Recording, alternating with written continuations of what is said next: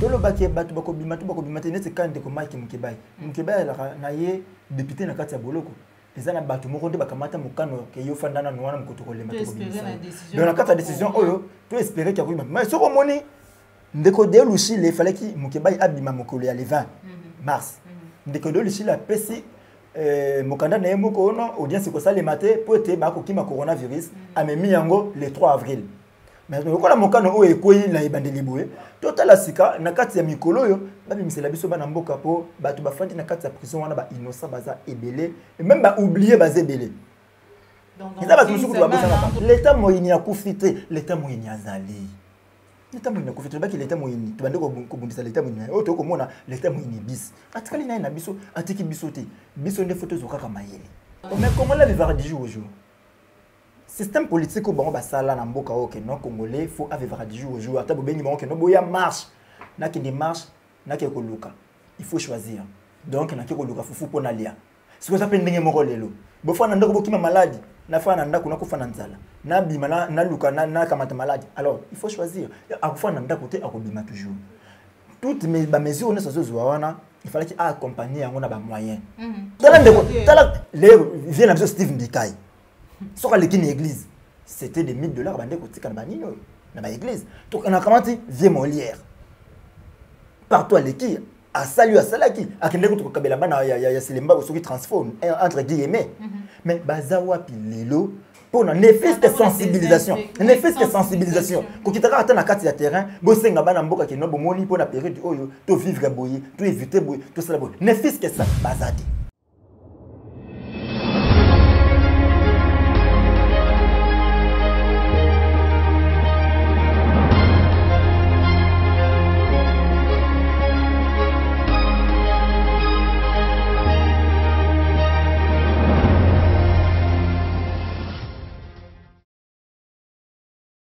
Bonjour, bonsoir, très chers internautes de 3W, Pister Télévision, la chaîne de vérité. Vous allez belé, beaucoup de Sibiso, la banda Kunabi, la période où vous allez vraiment en confinement. Biso, nous continuons toujours qu'on s'est confiné par rapport à la maladie, vous allez vraiment corriger Mokili Mobiba. Voilà, aujourd'hui, par rapport à l'actualité, vous allez co-exiger Biso. Vous allez dans le plateau, il y a 3W Pister Télévision, un résistant. Il s'appelle Mustapha, il est vraiment tout sous Maïtali maladie et puis état d'urgence déjà Félix Tshilombo a décrété quelles sont les précautions mesures au biso population parce que c'est vrai que non babi tout tout fan mais le gouvernement azali ko devoir pour ça là et que nous azali ko ça la et puis situation ya bandeko na biso bazali na ba prison. Pas prisonnier normalement, le coup de l'état d'urgence et c'est que les prisonniers pour que bas à la confiner afin que par rapport à la situation des alliés dans ma cas là bandeko situation sanitaire les alliés vraiment bon mal à monter donc ceux qui attaquent comment il y a décès tout il y a contamination et continuer dans la prison ma cas là donc ça sera vraiment dommage voilà pourquoi donc sur la yango ndeko Mustapha résistant bonjour Mustapha. Bote maman Joël, bote na bana so bakolanda biso na ngamini ko benga ka DG. Ndenge la rabo moni na vi photo la na mo motema malamu. Po yo leki Félix Tshilombo. Yo leki Félix Tshilombo po yo no ozabwe osala moloko na yo ba congolais ba ko se retrouver to ko kamata ba congolais ba ko ya ba ko sala na katuana mwa kwanga ba ko lia. Mais Félix Tshilombo ata poulaye azana moté. Oh. Moni différence ata poulaye ka ya pamba ke non président de la république asala ta moi poulaye ba congolais ba kinda ko sala kuna ezate oleki ba ministre belé ko baza wana bango ka musana bango ko kamata mbongo l'état ba ko somba mapangu ba ko somba mituka mais ba kanisa ka teke atong asala ta moloko moko ba congolais ba ko sala place wana donc yo na monika brassard oui mais yo to ba ke loko mboka za ko kufa na banoki mboka za na matanga na ba non-assistance d'une personne en danger, maintenant la nation est en danger. Ce que tu as assisté en moto, 4 décès déjà. Mboka ben besoin en danger. Danger que tout le temps il y a coronavirus. Coronavirus que tu es dans la koya. Quand on est zaki non, Kabila il a rabiso supunatolo na Ebola. Félix il y a na chikata na coronavirus. Chikata ne suni. Si gagati moko mukuse boye na papier chocolat. Mba Congolais baso melango mikolo babi yango eza makasi koleka nyoso ba melaka la. Donc yango ayeli bango lelo. Omoni ke ba Congolais ba bosana bango makambo nyoso ba yokola mukaka na kuluna virus. Wana utazana makambo mike. Congo ndeka botosana ba problème ebele. Tokanisa ke soki Kabila ke imbo ke bongi mais Kabila ke imbo ke kufi susu. Yo to beke no biso to lati pile. Tozana kati ya matanga tokolongola ngo moko tokomona ke gouvernement te kasi Félix Tshilombo na batu na ye balongwe. Félix Tshilombo na batu na ye na libota na salaki na akutana bango sika po bango no so bakoma ba adhérent à FCC. So ko bango no so bakolongwa nde tokolongola pilote bakemboka na biso bongi occupation esili. Tant que occupation ezali tokolata ngo kaka. Voilà coronavirus liboso ezali neti masano bandeko balobi bomonela ki docteur Eteni koloba ete non azali koluka 19 millions de dollars au OMS aujourd'hui coronavirus ezali confirmé parce que déjà 4 décès enregistrés. Bozali ko se protéger yo en tant que résistant. Quelles sont les mesures aujourd'hui na ngambo ya ba résistant na ngambo population ko na muté ya Félix. Bon moi ba mesure wana tu na robete longo mais là tout en attendant le biké tozo attaquer moi na mboka Eteni Longondo. Mais c'est normal. Ta kare Longondo wana ta Eteni.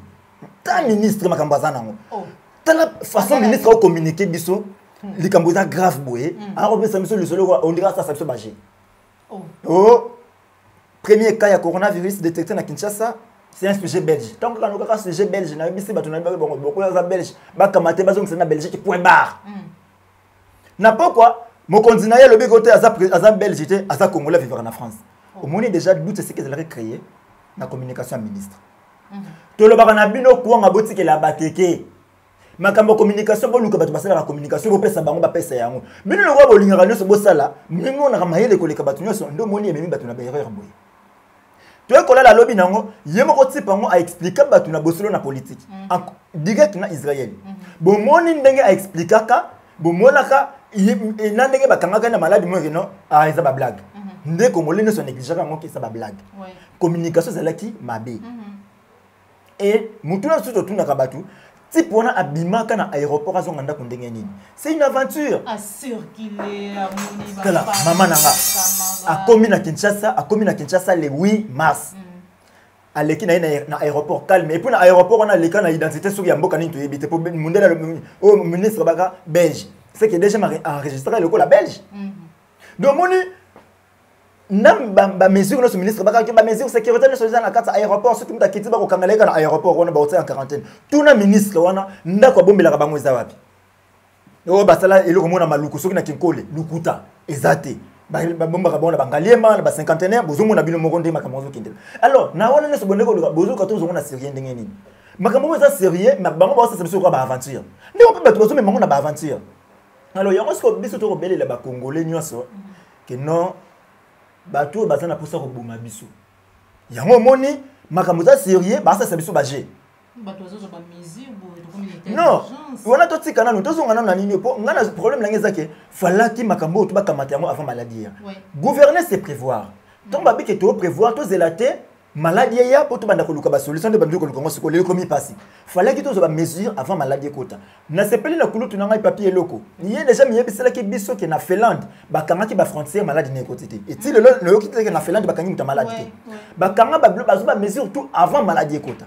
Siko biso awa pourquoi tu es malade hier ne banda ko sabatu ke to sala boto non eza minute fallait que ba mesure on avant maladie ya kende na aéroport ya njili wana maladie c'est koti mais baza na lave même encore avec tous les centaines de passagers lave même encore savon ezate so ba renforcer on sait que ba renforcer on le loto lobby ezala kité le zo mona ke eza ba rambosa sérieux mais ba ça sera ba aventure de tout ba ngba bo mabiso.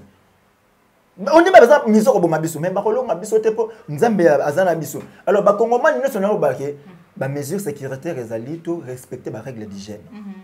Ba ti oko sabiso na ba masque na ba gants, eza ba aventure. Pour ceux qui mutalati gants, gants wana eza pona ko protéger mais non protéger yote. Or loko to sala ngana batela yo batela nga po makambo ki de malamu. Tant on a simbi na lati gants, na ko simba bloko eza infecté. Na yena kamati téléphone na on a simbi. Ngana infecté mais l'infecté téléphone na yo tant que simba téléphone no c'est na lito sololi monoko na yo tout tani la maladie wana virus c'est côté tant que simba téléphone na yo OK au simbi moi zolo moke virus c'est ki aussi bi moi lisu muke virus ekipo ba voya transmission zaka misatu wana munoko misu na zolo sika oyo bango ba mesure ni ba na ba congolais nyonso na ba na biso ya ngote alors congolais to ko sa nini un to éviter ko kwanzaka elongi à tout moment ndenge to mesana ko simba elongi mais to ko kapé ko éviter te po to mesana déjà alors nini photo sala tant on ngina kwanza elongi kamata mo papier mouchoir obongisi mo elongi o kamati papier wana mbala moko obwaki po te soki maboko na ngai za déjà infecté soki na simbi lisu na kamati maladie au virus wana azana vie balobi na biso zali 5 heures du temps na maboko soko zali na yango soko sokoli maboko te azana vie pendant 5 heures voilà donc tant on a simbi eloko moko za infecté et ko kamata ngai soki na ngina kosola to kosoleli awa to éviter ba maboko mbote ya maboko mais de temps en temps faut to sukola ka maboko na biso faut to sukola ka maboko na biso to éviter ba rassemblement siko bandeko ba na prison ndesika moni bisika na bike balingi bisote bisika na bike batona balingi bisote eza na niveau oyo mama totala nanu ke bato bazana kati ya prison makala construit pour na 1500 personnes so kende hôtel ba vivaza kuna combien 9000 mais so sotel na kati ya 9000 wana ba condamné baza moins de 2000 les restes bazaka ba prévenir maman 2 ans prévenir à ça va répéter muso ko biso otunie boyeso ngande na bo déjà 5 na ok ba 6 ans ouais c'est ba condamné déjà et est-ce que na yebi ko tumakamba ba bombela ayebité batwana bangonde batondisi prison le bande qu'on a biso ba magistrat ba comment la banini que non sera vieux non bon kende na makala ba rolandelo après tant on kuna ba bombio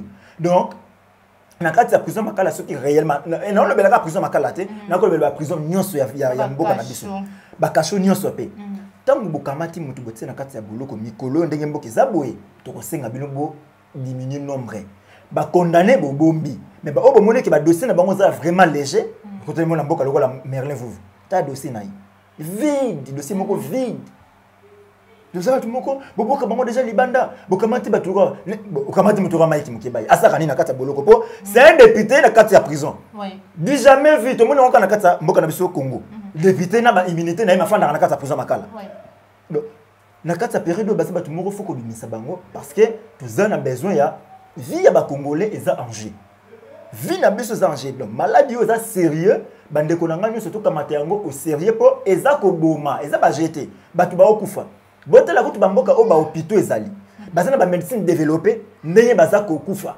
bongo biso to na hôpital te to za na hôpital te na boka biso to na mama ye les ba congolais ba kolobaka bongo bon c'est ça vraiment ya ba mindele te bien que uti pas na bango c'est un virus oza ko tambola biso nde to kotamba tunde batambosa ka virus tambola ka yango moko te le to luka ba moyen ni toki ko sala pona ko éviter propagation na to éviter ko ba keno za ya bango te parce que ça laki ya bango nde pa na biso te bien que na omia sa pesi conseil on a ngina kwanza papier mouchoir nani résistant Mustafa pesi conseil na ngina kwanza oui zolo mama papier mouchoir nzete na ko kwanza bien voilà o wana virus eko lekate po bato yo monsieur ba yebe makambo nyonso mais baloba na biso yango te le toujours ba yango na sima et puis bazela nini Mustafa bazela nini est-ce que bango vivre na biso tali bango vivre na biso tali bango ta bango le ko tali bango bakamata mbongo na bango ba vivre na bango bien na lobi na bino ke na bazui te to bazui est-ce que ba biso ke bazui maman tala mboka bato baza boye balaki prière de misa 6 millions pour ba fêter mariage de nuit ya Kabila na Félix Tshisekedi mais baza incapable de bimisa 2 millions pour na kobundisa coronavirus bazo bimisa 1 million 800 000 okomona bato na bato malamu ati bakamati mbongo bakopesa biso te ba mama ko sa mbongo na bango ba ko bosa na mbongo na bango biso te ebita Mustafa comment on a lelo et puis la communication ministre communication ouais il y a des informations limirana na Twitter. Oh, il y a na Twitter. Sur bato na Twitter ti. C'est quand même un problème no bakino. Bato balingi bisoté. Il y a communication na Twitter. Un nouveau cas détecté Twitter. Mutabiki Twitter. Mutakufi et puis est-ce que les gens qui infecté te boazo banga maman Montali Bosso baka bakanga na infection ba biso déjà bimi hôpital. Mutona ba bien biki. Mais est-ce que question na tuna mutongo pa le baka déjà kazobela na été.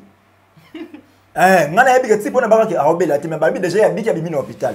Malamu mingi soki za ba sola biki. Mais ba oyo bazobela wana pour le Christ biso pe bango. Pour moi, et comme ça, la biso, Jean-Pierre Kambila, Kambila, pas Biki, ça fait du bien. Moutouloua Kambila, Azalaki Dirka Ba ya Kabila, Abelaki, Moujon Soki Keno Kambila, Aza malade. Kambila, Abiki, Toyoki Soki Kambila, Abiki. Au moins que ça, la maille peut na belé, na ke komitika. Mais ce qu'on vient de dire que le ministre est infecté. Mais mon ministre peut être bangot. Oh, déontologie, quelle déontologie? N'a pas battu la bombe à battre. N'a déontologie bolingini. Pour déontologie médicale, ça combattre la bombe à battre. Même tout le monde a maladie. Bon, la surtout il y a une maladie. Toi, il va comment revivre na yé. Pour dire ça, bon, on a quoi ça na maladie. Yo éviter. Mais na ça facilité à couper ça au yango. Mais ce que vous avez battu, c'est que non, Mustapha Azali malade. Bon, il y a des gens qui vont battre la gaille. Mais tant que le ministre est infecté, ministre tel, malade. Et ça, c'est bien. Voilà, Ndeko Mustapha, comment on a les lots, c'est vraiment inquiétant. On a déjà bandé comme ça, na Facebook, na bango, ils ont rappelé na bombe sur le recommand, mais on a monité, j'aurais dit tout cas, na bandé comme ça, on a partager, on va être dans ma campagne, il a mis sur des t-shirts, des casquettes, des bassins, des maman, aujourd'hui.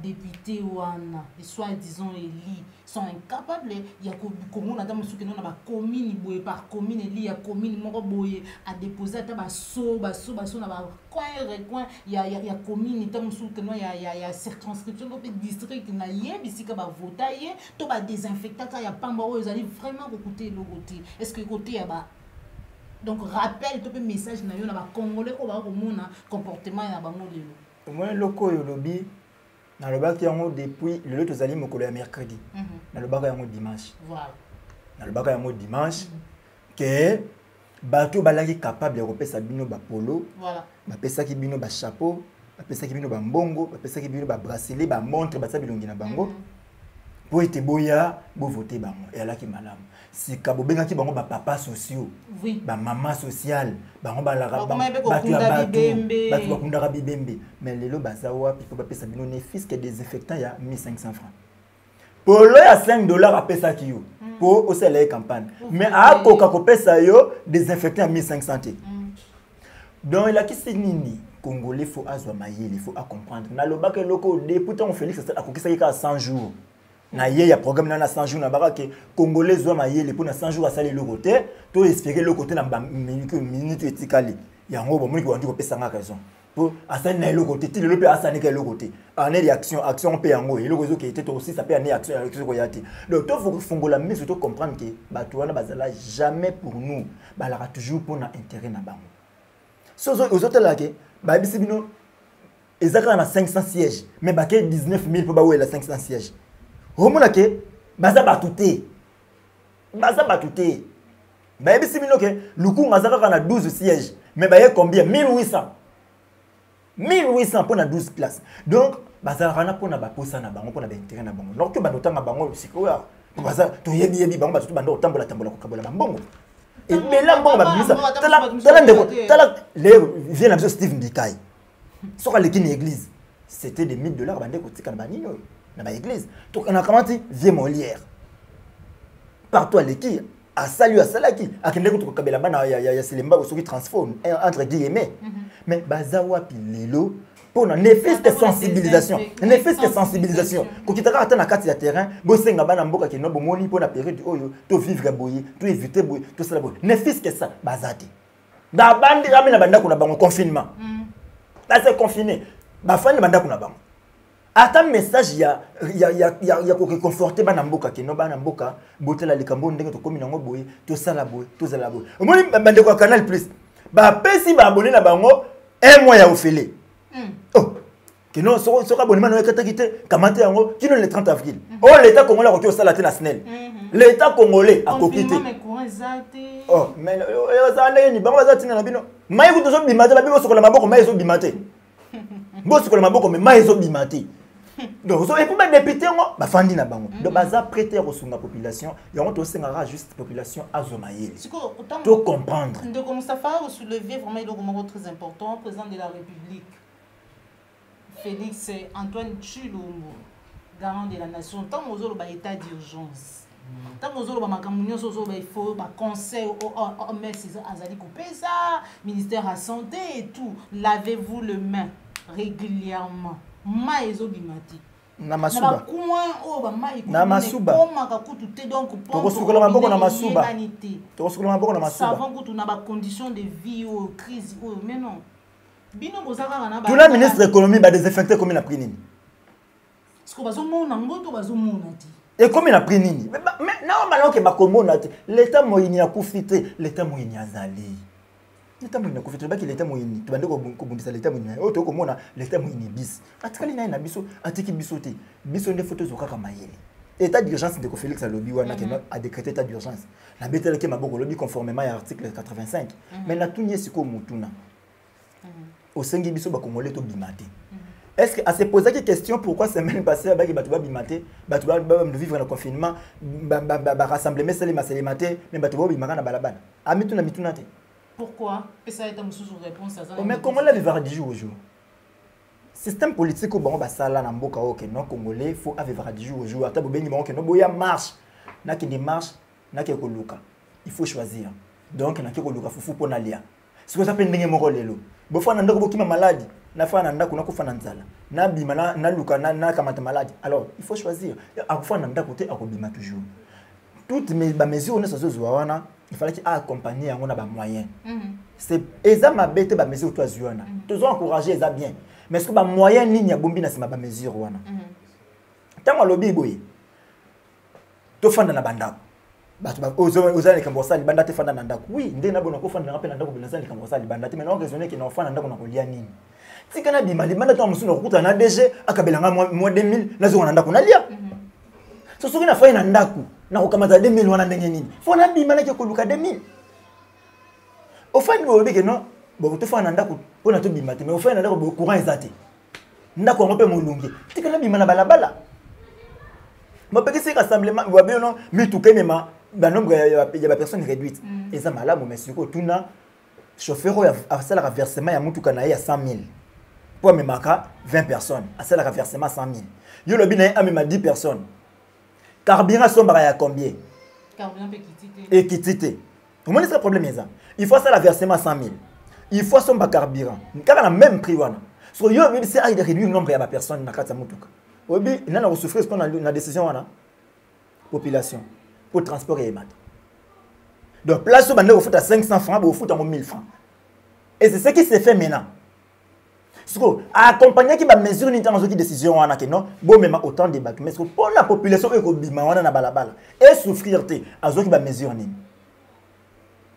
le loba de kona biso na France basé ko fa na ndaku ba osalati bazo yela bango bilo de kona nga landri okosha abilanga ke de kona ngai biso awa to sana biso na ndaku to ko salati mais gaz au fêlé courant au fêlé maillot au fêlé loyer au fêlé c'est quand même to comme déjà les 25 to comme déjà les 25 Bayer alors hôtel nga déjà c'est ma mise pour y passer comme matin abiki non il faut aller aroya nini nanda kunaye so nela ko pesa mbongo ndako ngai nalo bana yake non papa to ko bimata mikolo te faut pesa mbongo ndako naye ayebi monga ayebi makamela bino wana te so ba mesure nini ndeko na biso Félix Tshilombo akamata ki na sima ya ba mamelo zazi donc moni ke ba mesure to mozui yango oui c'est bien mais il faut ezala accompagner na ba moyen lokita okobima moyini lokita okobima moyini voilà. Ndeko Moustapha, comme vraiment vers la fin de l'émission de Bisso, Mikolo, vraiment mouvement dans les médias, jeunesse en action. Objectif de voilà, jeunesse en action, et la structure pour mettre en place, si on a la monnaie, na raisonner ba moran de konanga Jenny Ngalula, na PCMO Tessika Zali. Vraiment, l'autre raisonner que tu bimetro na balabala. Combat pour moi biso ma balabala biso to bundeli ba Félix le loba Félix va bénéficier de ba combat na biso le loba to monde ba ebele ba président sona sur 720 conseillers ba tout le monde na boye o le kana barbo o kuti plaque PR o le kina terrasse boye plaque PR donc zo mona ke ba conseiller ba président de république okuta na mona ba bar donc ba to na tout ba ko bénéficier de ba combat biso to bundi to ki yango passe na nzoto mais to monique to bundaki mabe. Maintenant faut banda ko bunda siko bitumba ko sukola mutu ya congolais congolais face sur le monde loko to tuna ki mutuna apesa ki opolo mais pour tous les mutuna pour na incapable de pesa au désinfectant voilà donc tout ça ko travailler maintenant sur la conscience ya ba congolais nde yango moto créer structure to kobenga jeunesse en action. Voilà. Jeunesse en action c'est la but nini. Un to ko bundela ba droits humains. Nde yango moli ba bilo to ko loba tant to ko ba kena bo désengorger ba prison. Bo bombi ba tuna ba prison illégalement. Et ça pour n'entendre bundela droit ya vie na bango. Na kati on to ko conscientiser ba congolais sur ba droit na ba devoir na bango. Na saka na ba devoir te na zape na ba droit. Na za na devoir ko futa impôt, na za na droit ko tuna bino mbongo na nga na futa ki impôt bosala ki na ngonini. Alors congolais a longo na temps ya ko bangaka ke no so ina tuni ba ko sala ngani te na za na droit information. Net mikolo yo na rotuna Félix Tshisekedi Kalate na ko bongisa lettre na tuna ye mutuna malgré to ko lo ba makambu ya coronavirus awa mbongo na biso 15 millions et comme na niveau nini eza mbongo na biso il faut na tuna ye mutuna wana na ko poser yango na procurer ko poser yango siko na ye et tout ça na droit ya information misala on subo ko sala na mbongo na biso eza mbongo ya congolais. Alors tant on pesaki aux a droit tant on remplit devoir na yo zéapé droit na yo la remplir or droit ba réclamaka yango ou eza droit il faut réclamer yango na sali musala alors il faut futanga. Alors au sali ba dépense na mbongo na biso aux alaki na combien au dépenser combien et tikali combien et ça devoir na biso ba citoyen to tunaka yango. Alors congolais faut akoma na niveau ya comprendre réalité. Congolais faut akoma na niveau ya koloba oui place koloba oui koloba non place koloba non. Congolais, il faut à comme à niveau pour comprendre que tout le monde n'est pas fait à devenir député, tout le monde n'est pas fait à devenir ministre. Au Rocky, au sali chaîne, plus clair télévision, l'État qui a moyen de nous constater les moutons sont dans la vie normale, la publicité l'équipe, manière sur les canaux, l'État peut sur chance, et le monde que aux attentes qu'il y a envié comme ministre, n'a évité n'a d'autonomie pour que conseille à Bill Gates comme ministre. À Rosanne attend en atte. Pour à cause de bien ndenge naïe mais pour la ligne n'amboka na biso mututo comme na posa ko kende ko sala na politique c'est parce que l'état a abandonné la population tala mutu lokola mutu moko asali lokola paix victoire batu ne soba ko kende ko kamata mapa kuna ba bigino asala mbongo ebele mais comment est-ce que le gouvernement mobimba et ko limba na ko sala boulangerie moko pour na ko sa population naïe so ko moni mutu moko asali lokola mbasali lokola moko Congo futur ba côté que la batu bloko so bateka kakuna mais gouvernement ya mboka mominye na boye eza incapable ko sali lokola moko bongo déjà c'est parce que biso population to fanda na biso to mona normal il faut to même bango na niveau que tout n'est pas normal le gouvernement a une obligation de sa population na mosala voilà ça c'est faut pesa nga musala pour ngai na futa impôt mais pesa nga musala to ko na futa impôt ndenge nini OK na wenze Jantiningo bila lobi Jantiningo bila Germol pour Nikolo ya osa publicité ya Germol alobi au moins ba nini ba bloko ba poubelle au moins ba poubelle au moins ba poubelle yaki na ngwana au moins lo nyanani ya Gentini na se ba commune ni Germol na mituni eza ba poubelle tout ça panneau publicitaire siko ndeko Gentini ngobila alobi ke ba mama ba sala ka salongo de 6h à 11h a violer dans nos constitutions a violer mobeko pour moto moko te ba ko sala c'est mon sala nanko wana komi corvée basaka na saka musala soki na lingi so na sali musala fona na espérer salaire o ba mama wana bafutaka déjà ba taxe environnement voilà taxe environnement ça pour na kosala ba misala wana mike bango basala ka wana mais yo futi sena nu taxe et puis okangi susu asala musala mais ba mama wana bazoko na niveau kosala misala wana pona nini po ba yebi ba droit na bango te na ba devoir na bango te. Voilà, Ndeko Moustapha, Moutouna vraiment, il y a Moutouna Makassi de la part de Christian Bopat et les référendums depuis Paris. Il y a tout le monde, les réseaux sociaux, déclaration, décision, il y a procureur général, où il y a saigné, il va libérer les prisonniers de sur le bango, mais ce qu'on est dans le cas, il y a honorable, vraiment congolais, non, soit de la notamment, Azadi, Yemokoto, Azadi, non, sans vraiment, Banamboka, Bazena, souci, à libération, Naye, Babobima, Baboneske, Ninoana, en fait, décision que vous allez exécuter pour la Cour constitutionnelle pour exécuter. Mais procureur général que de la Cour de cassation, la Monique Yaza, Moni, Batu Bazali Penafia, Namboka Nabiso Boé, Batu Neso Babeli, Corona crise, pour combattre le coronavirus, tout comme ça n'a pas corona crise, corona nzala. Corona corruption, président. Corona corruption. Mais si pour un an, la Moni Pena qui a zana moi, Bumutu, Oyo, Toko Luka. Akamati Mokanoke, ba procureur général près de la cour d'appel Nyonso ba kamata mokano ya ko désengorger ba cour na bango ba bimisa batu basala kati ya boloko tolo baké batu bako bimata nete kande ko Mike Mukebai na ye député na kati ya boloko ezana batu moko nde bakamata mokano ke yo fandana nwana mkoto ko lemba to bimisa donc na kati ya décision oyo to espérer qu'il y a mais so ko moni ndeko de lushi le fallait ki Mukebai abima mokolo ya le 20 mars ndeko de lushi la pesi mokanda na moko ono audience ko salema te po te ba ko kima coronavirus amemi yango le 3 avril. Mais lokola mokano o ekoyi na ebandeli boye totala sika na kati ya mikolo yo ba bimisela biso bana mboka po bato bafandi na kati ya prison wana ba innocent baza ebele et même ba oublier baza ebele. Donc dans une semaine déjà libération honorable de Kenanda ou na partie kala mu déjà makambo bandi na partie kala mu déjà bandi ko bimisa bato mais gombe to yebina nute ndeko Pascal Mukonkole yepesa komela ki bato naye c'est que ndeko de lushi les fois banda siko ko exécuter pour mokanda ya Pascal Mukonkole pe to moni yango a kizaki réception ya mokanda ya Mukonzi et puis à transmettre na baku na yeke bo banda koti ya bato libanda bo banda ko exécuter en la minute mais ngaliema na gombe de bafandeli yango parce que le cas honorable comme ils allaient en charnement ba mona ka ondio lipa to fufu to pe semu to ko loso esengeli ba lia pour que bazana bo moyi ndesika bato ko ba ko confirmer makambo na lobaka ke Mokeba azalaka premier prisonnier politique ya régime Tshilombo mais non ce mike leki bo moni yango ndesiko to kotala bango poso soki Mokeba abimite oh le prophète Mustapha Lobaki déjà. Voilà, merci beaucoup. Nous sommes arrivés à la fin de notre émission. C'était là les résistants, les très résistants combattants. Mustapha Yazala Zaïrois congolais. Oui, mais au moins, na botama Zaïrois. Voilà. Donc on a botama qui bande ko pesa sur carte d'identité. Donc botami ba moko botami Zaïrois ba pesi ma parents na ba ki ba déclarer na état civil et au koliboué au kamati carte d'identité. Mais lelo ça fait sur 23 ans sur 24 ans mboka nzo ba la Zaïrois qui se retrouve na tango à Congo mais makambo mbilinga mbili là andima olata nyozo mibale na Zaïrois congolais. Ba ko ba moso munzo kanga makaka ngana ka congolais boy Zaïrois c'est ka kuya. Voilà, Kouya, merci Nayo, Joël, Gonago, chasseur dimanche, je vous ai ici ma caméra. Merci surtout Nayo, résistant Mustapha pour nous vraiment dans le plateau. Merci Mingi DG pour l'invitation. Pour Eza, Takatoye Belé, Nakina, Sumo Penaki Mutabi, Yakato Solo, la Seke, apporter que Naker. Nangaina, Talisabayo, le Kako Kamatabiso, Nadela Singa, plus 243. 89 92 31 570. Voilà. Voilà, tu reçois la peine à Massoula Mbokandenge Singeli.